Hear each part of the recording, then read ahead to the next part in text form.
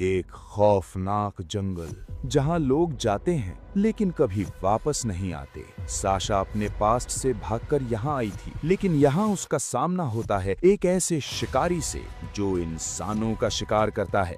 Ben, गाना खत्म और तुम्हारी जिंदगी भी। अब ये सिर्फ एक सफर नहीं, ये है जिंदा रहने की जंग। क्या साशा बच पाएगी या बनेगी अगला शिकार?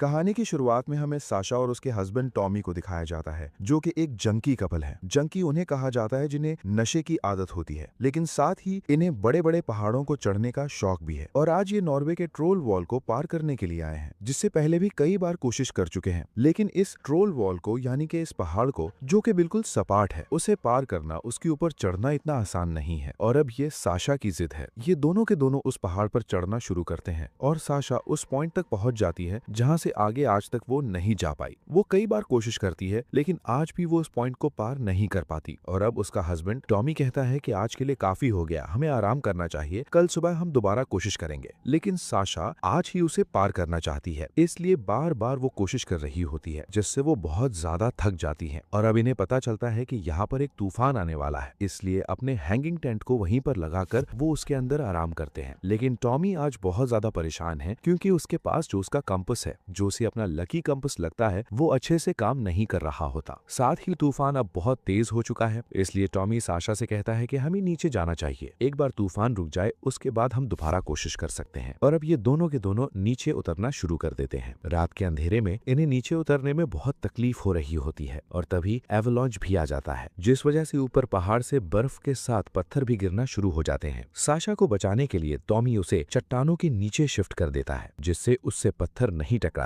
लेकिन टॉमी के सर से पत्थर टकराता है, जिससे वो अपनी रस्सी के साथ नीचे गिरता है। हालांकि वो हवा में रस्सी से लटक चुका है, पर पत्थर लगने की वजह से उसकी मौत हो चुकी है। रस्सी का जो दूसरा छोर होता है वो साशा के साथ बंधा हुआ है, और इतना ज्यादा भार होने की वजह से इस रस्सी का जो हुक है, जो चट्टानों के बीच में फंसा हुआ है, वो धीरे धीरे निकल रहा होता है। साशा के पास अब कोई ऑप्शन नहीं है, उसे रस्सी को छोड़ना पड़ता है, जिससे टॉमी नीचे गिर जाता है। साशा उसी तरह से चट्टान के साथ चिपक कर अपनी जान बचा लेती है। 5 महीने बीत चुके हैं। साशा अपने देश वापस आ चुकी है। उसके दिल में आज भी उस बात का गिल्ट है कि उस चट्टान को चढ़ते हुए टॉमी की मौत हो गई। वो अपने दुख से अब तक बाहर नहीं आ पाई। टॉमी का जो लकी कंपास होता है वो उसी के पास है, और अब साशा तय करती है कि वो ऑस्ट्रेलिया के वेंड्रा नेशनल पार्क जाएगी। और जब वो वहाँ पहुँचती है तो रेंजर उसे वार्न करता है कि यहाँ इस नेशनल पार्क से बहुत सारे लोग पहले गायब हो चुके हैं। वो देखती है कि वहाँ पर बहुत सारे लोगों की फोटोज लगी हैं जो पहले इस नेशनल पार्क के अंदर गए थे और लौटकर कभी वापस नहीं आए। साशा किसी भी कीमत पर अंदर जाना